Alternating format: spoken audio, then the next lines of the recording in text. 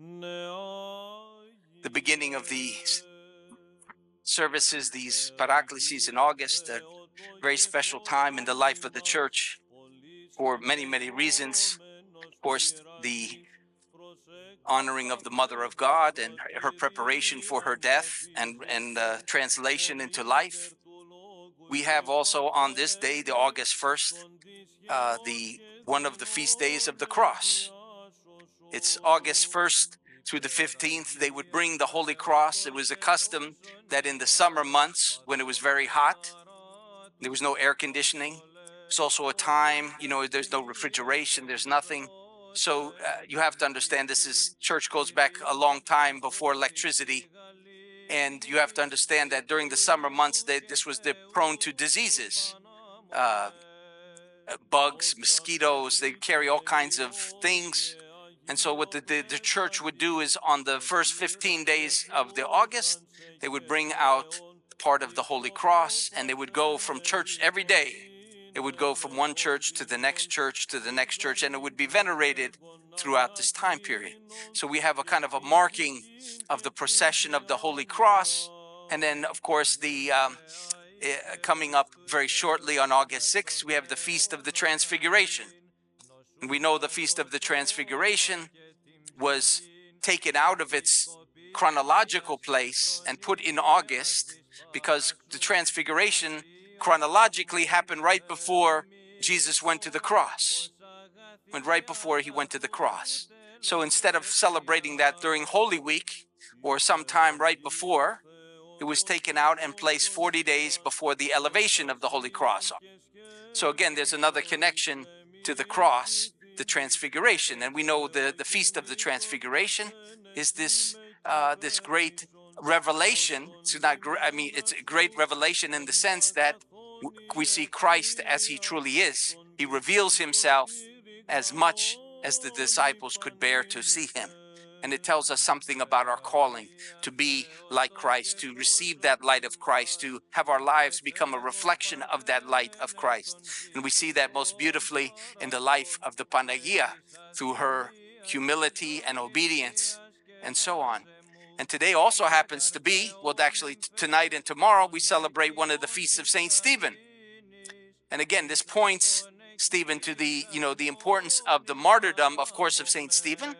But 400 years now after Stephen was martyred, the priest that was in this area outside of Jerusalem, which happened to be the field of Gamaliel, who was this Jewish scholar of that time, and who St. Paul and St. Barnabas both studied under, and who, before he died, became a Christian and followed Christ. And when St. Stephen was martyred, and they didn't know what to do with the body, Gamaliel told them to take his body and bury it on his farm outside of Jerusalem. So now we fast forward 427 years, and St. Stephen starts appearing to the priest, Lucian. And he tells Lucian, my bones are here near your church. Go dig them up and bring them back to Jerusalem. So he obediently gets the patriarch from Jerusalem to come. They dig up, they find the relics of St. Stephen, and they bring his body, his remains, back to Jerusalem. And if you go on the pilgrimage to Jerusalem, they take you to a tomb very close, actually the tomb where they think also the martyrdom of St. Stephen took place. And it's very close to the tomb of the Panagia. And you can go, and on the wall you see the murals of them bringing the bones, bringing the relics back to Jerusalem. So again, all these things tie together in our understanding that I look at this time is a time of resurrection, a time of God revealing himself through his saints, a time of God reminding us, of course, of his presence, and of all the kind of the reassurance of our faith that God is with us, his mother and the saints are with us. And if we aspire, if we are willing, for lack of a better phrase, take this kingdom by violence, to assert ourselves in our fasting, to kind of clear the way and make this time special, then the Lord will reveal to us.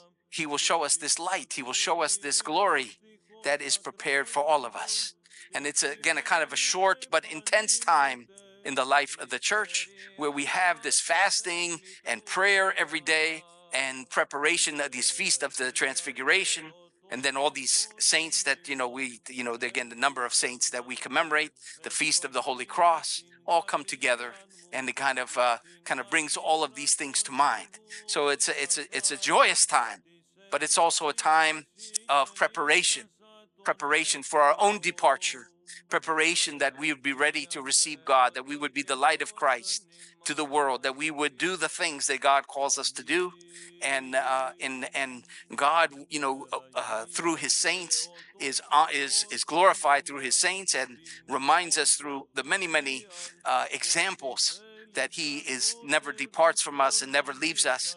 And we all need to do is call upon Him and upon the saints to help us in our time of need, and to help us in our journey to overcome the obstacles that we face on a day-to-day basis.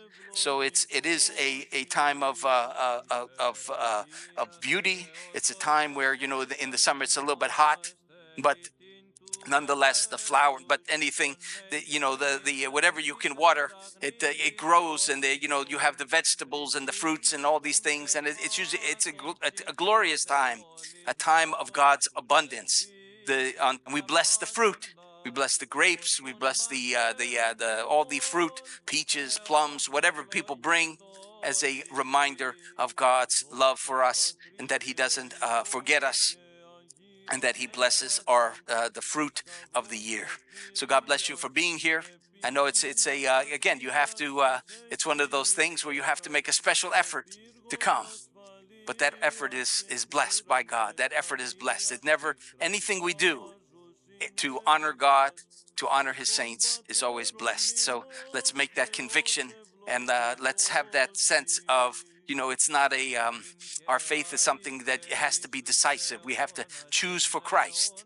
It's not, there's a reason they say that the kingdom of heaven is taken by violence. It's not it's not it's not comfortable. We don't want to be on our, it's not a, shall we say, from the armchair, from the couch, and so on. It's an effort of sacrifice. It's an effort of love, and it's an effort of conviction. So may God help us in that journey. Amen. Apostoli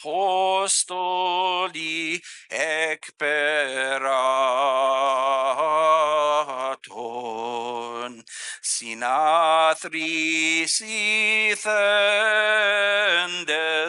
enthadem Gethsemane torio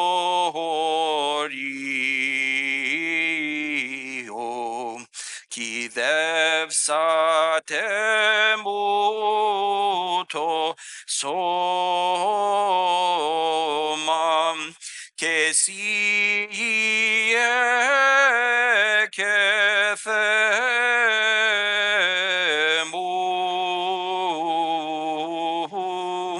paralavemuto pneuma oglikasmos ton angelon tont livo menoni haram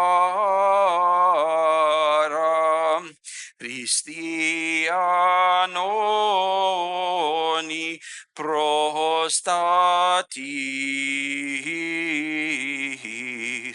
parthenem itir Kyriou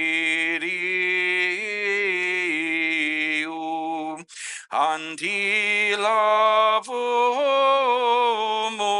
kerisem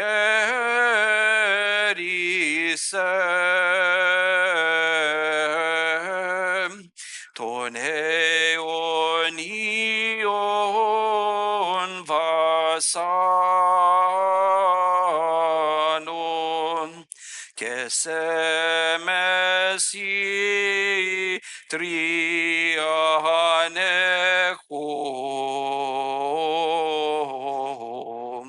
proston philanthropon theon mi buhelexi tas praxis en opionton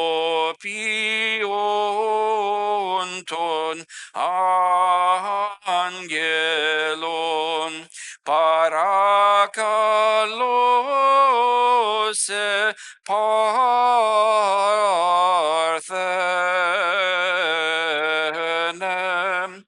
voithison mihen tahi chrysoplocotate pyrgem que dodecatiche, 12 pon, 12 pon,